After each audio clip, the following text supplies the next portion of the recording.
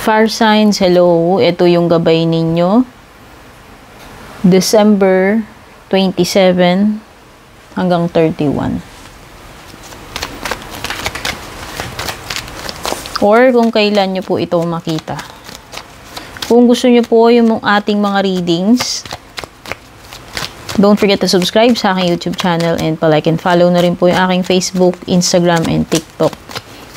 Send lang po kayo ng private message sa aking FB page kung magbubook kayo ng personal reading.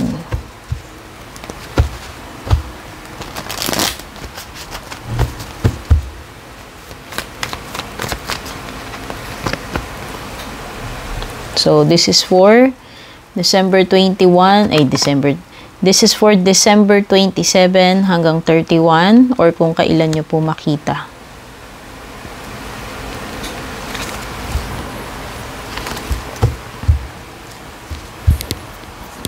The Tower. Nako. So, may mga pahabol, ano?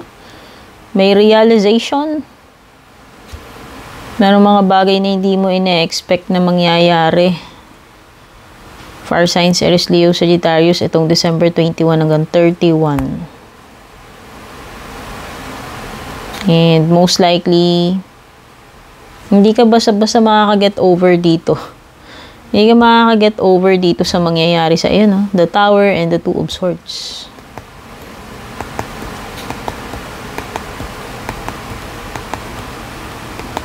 Yung iba sa inyo, meron transitioning na nangyayari, Six of Swords. Gusto nyo na nga umalis pero hindi pa kayo makalipat.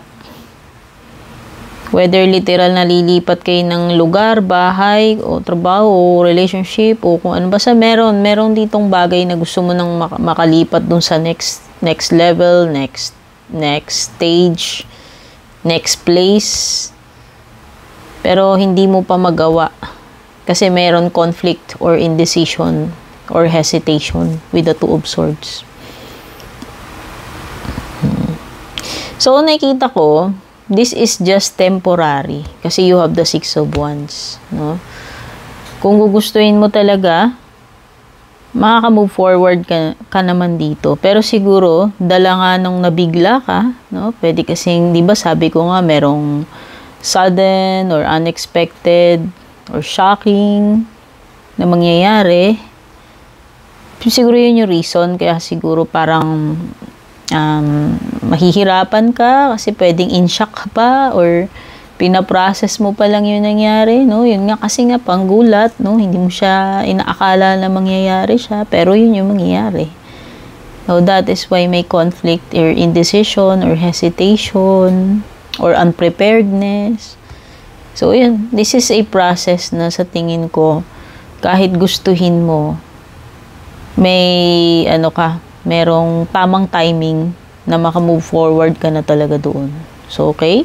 Ayan kasi, makaka-move forward ka. Pero sa tingin ko, hindi agad-agad. No? So, hindi mo naman kailangan ma-depress dyan, no?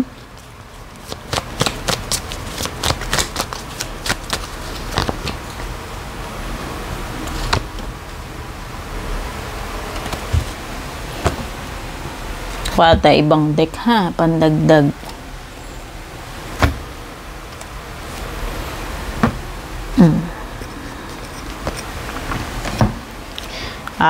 So yung iba sa inyo dito, hindi pa matuloy-tuloy itong pag-abroad ninyo.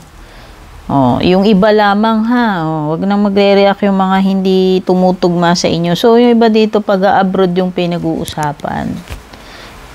Or, kung hindi pag-abroad, basta pag-alis. Kung aalis ka man dyan sa kinalalagyan mo, relationship man yan, trabaho, bahay, o kung ano man, no? May iba hindi makauwi pa. Kung nasa abroad naman kayo, nasa ibang lugar, hindi matuloy-tuloy yung pag-uwi ninyo. May postponement lang naman. Di ba gaya nga sabi ko, matutuloy din yan, pero hindi agad-agad. Kasi may mga unexpected na mangyayari. Okay, and siguro during the time na hindi ka pa makakauwi, ewan ko, siguro tatry mo tatry mo gawan ng paraan. Yun yung nakikita ko, the Knight of Pentacles. Tatry mong dumiskarte o gawa ng paraan yung sitwasyon na yan. Ano? Para matuloy. Aasap, kumbaga. So, yan. Pwedeng you are dealing here with an earth sign, Taurus, Virgo, Capricorn. There is also an energy of Libra. And para sa closing message or advice para sa inyo, ask your angels.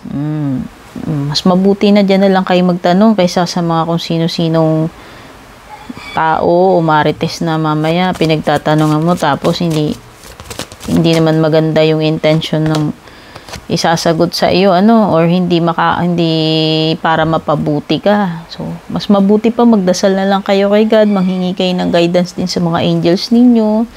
Ayan, merong perfect timing. Di ba yun yung sinasabi ko? Kaya siguro may mga dyan, may mga postponement, no? Yan ay meron, nangyayari yan for a reason. Bakit dinidelay ng mga angels mo yung mga bagay-bagay? Pwedeng inilalayo ka nila sa kapahamakan or talagang basta may perfect timing dito. Ayan, gaya nga ng sabi ko, maghihintay ka lang siguro. Sabi ko nga parang nasa transitioning ka, parang OTW, on the way ka na. Gagawin mo na lang is hintayin yung tamang timing. Okay? So, eto yung mga nakuha ko dito sa gabay ninyo. Fire signs, Aries, Leo, Sagittarius. Don't forget to like and share. Blessed New Year sa inyong lahat. Take care and kita-kits sa ating next reading.